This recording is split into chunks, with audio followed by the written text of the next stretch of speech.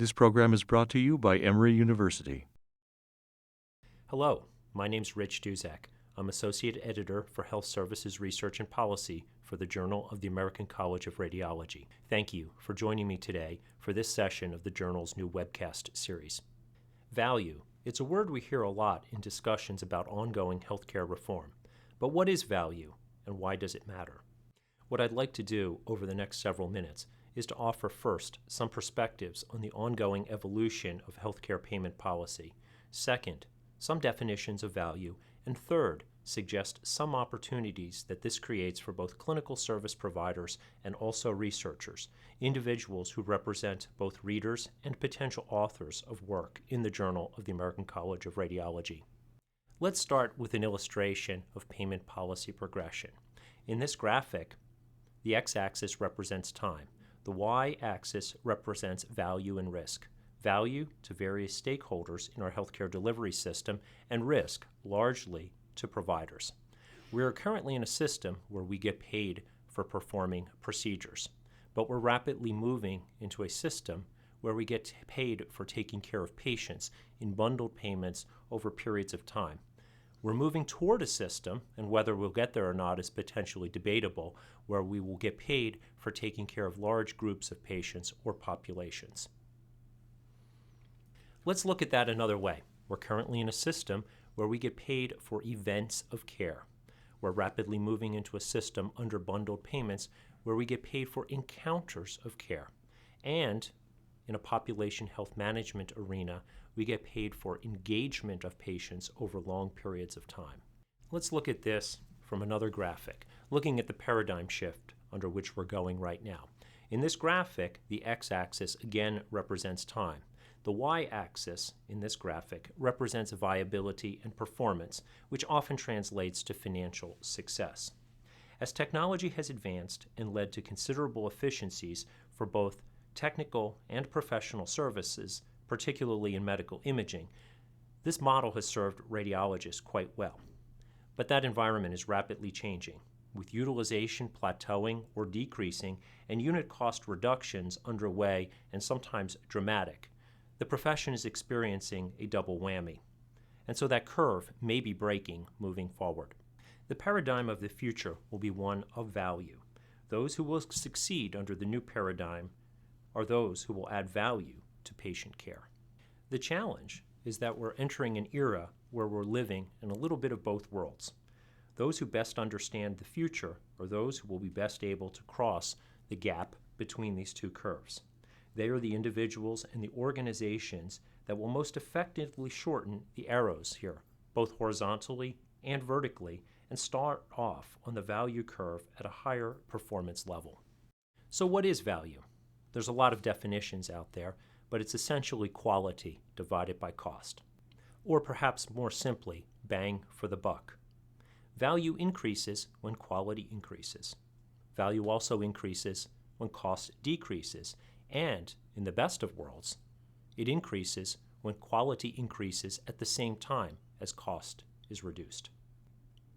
Let's look at that numerator and denominator separately.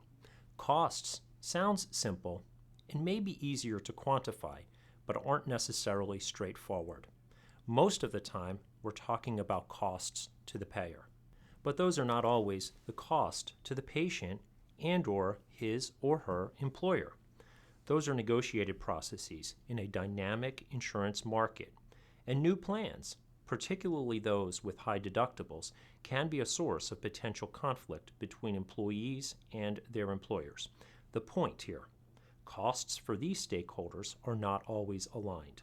The same applies on the delivery side. As a radiologist, I may get paid a particular amount, but that's not necessarily what it costs me in time, staff, and other resources to deliver a particular service. The same is true for my health system.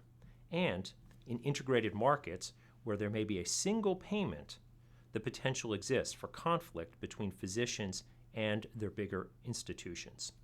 And finally, there's the potential for financial misalignment between patients and their providers when it comes time to reconcile. The message here is that cost isn't necessarily simple and may vary depending upon one's vantage point. Smart stakeholders, and that includes health services researchers, will be the ones who find ways to align these sundry and sometimes competing interests. Let's shift gears now to the numerator, quality. It's one of those things we often know when we see, but we will need to find ways to better define it and quantify it. I like this equation by Gary Kaplan a lot. O equals outcomes. That sounds pretty straightforward. Better outcomes means better quality. Service, the S here, can be easily overlooked. The same outcome with better service to the patient and his or her family results in better perceived quality. And from the patient's perspective, that's real quality. Waste is hopefully obvious as well. The less we waste, not only in dollars and supplies, but other very important things like patient time, the better the quality we deliver. And we can't forget the A here. It's particularly important in medical imaging. A spot-on and meaningful interpretation is great, but if I as a radiologist didn't need to perform that study in the first place, perhaps because my hospital couldn't find an old study and we had to repeat it, then I really haven't enhanced quality at all. So, if A equals 0, the incremental quality may be 0 as well. Now, there's no real number that these types of illustrative equations yield. Value is a concept that I think is nicely illustrated in a 2x2 grid such as this. Costs are on the y-axis, quality is on the x-axis. In this grid, we want to be in the bottom right, where quality is high and cost is low. The box we want to avoid is the top left, where quality is low and cost is high. The situation in the other two cells is a bit more gray, and will probably need to be judged on a case-by-case basis. Let's take these concepts into the space of this journal, Health Services Research.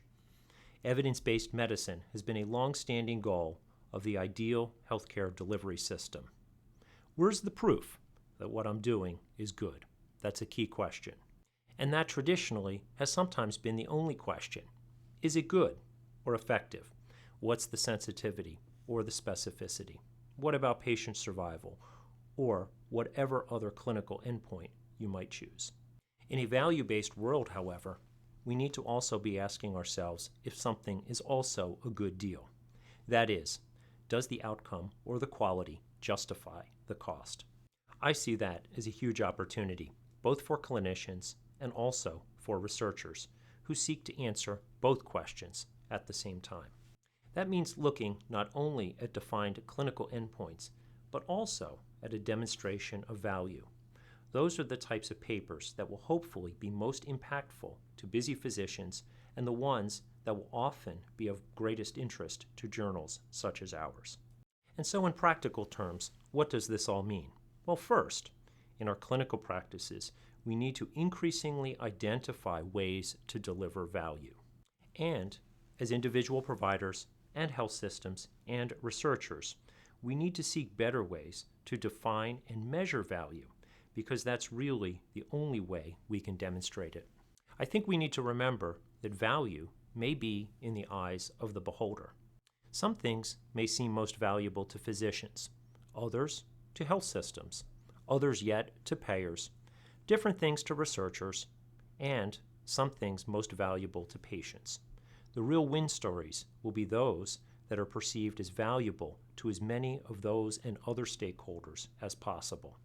And so in summary, let's take a look at those two curves I showed you earlier again, this time as waves. Physicians and health systems, and particularly those of us in radiology, have had a good ride on the volume wave. But that wave is breaking, and the last place we want to be is under it when it does. The new wave, for those looking ahead, is value. I think it promises to be a good ride. But to get on it, we need better data and more information, and that's where journals like the Journal of the American College of Radiology come in. We're looking to bring readers and researchers together so that we can move forward together during this very interesting and exciting time in healthcare. Thank you for joining me today. The preceding program is copyrighted by Emory University.